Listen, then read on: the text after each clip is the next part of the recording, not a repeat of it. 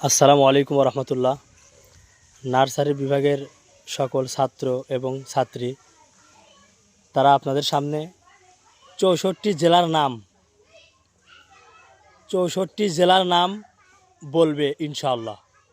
এর আগে আমি প্রশ্ন করব যে কোন বিভাগে কয়টি করে জেলা রয়েছে, কোন বিভাগে কয়টি করে জেলা আছে বলেন তো। চট্টগ্রাম বিভাগে কয়টি জেলা আছে, কি বলতে পারবেন? চট্টগ্রাম বিভাগে জেলা আছে কয়টি, জোরে বলবেন। 11টি।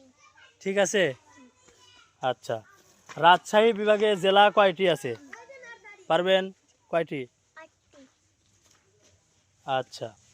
খুলনা বিভাগে জেলা কয়টি আছে, কে পারবেন? খুলনা কয়টি? 10টি। ঠিক আছে। বরিশাল বিভাগে কয়টি জেলা আছে?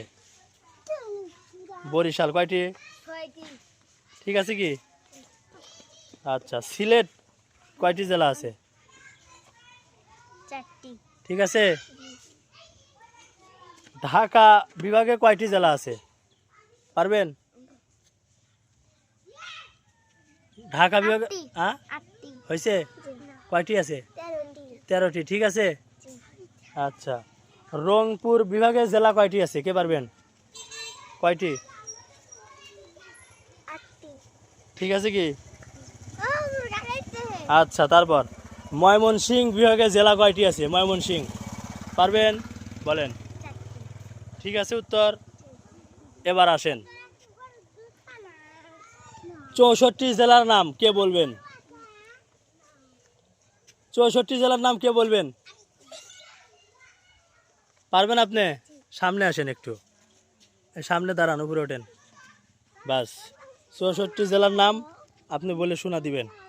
64টি জেলার নাম: কুমিল্লা, ফেনী, ব্রাহ্মণবাড়িয়া, রাঙ্গামাটি, নোয়াখালী, চাঁদপুর, লক্ষ্মীপুর, চট্টগ্রাম, কক্সবাজার, খাগড়াছড়ি, বান্দরবান, সিরাজগঞ্জ, পাবনা, বগুড়া, রাজশাহী, নাটোর, জয়পুরহাট, চাঁপাইনবাবগঞ্জ, নওগাঁ, যশোর, সাতক্ষীরা, মেহেরপুর, নড়াইল, চুয়াডাঙ্গা, কুষ্টিয়া, মাগুরা, খুলনা, বাগেরহাট, ঝিনাইদহ, ঝালকাঠি, পটুয়াখালী, পিরোজপুর, বরিশাল, ভোলা, বরগুনা, সিলেট, মৌলভীবাজার, হবিগঞ্জ, সুনামগঞ্জ, নরসিংদী, গাজীপুর, শরীয়তপুর, নারায়ণগঞ্জ, টাঙ্গাইল, কিশোরগঞ্জ, মানিকগঞ্জ, ঢাকা, মুন্সিগঞ্জ, রাজবাড়ী, মাদারীপুর, গোপালগঞ্জ, ফরিদপুর, পঞ্চগড়, দিনাজপুর, লালমনি।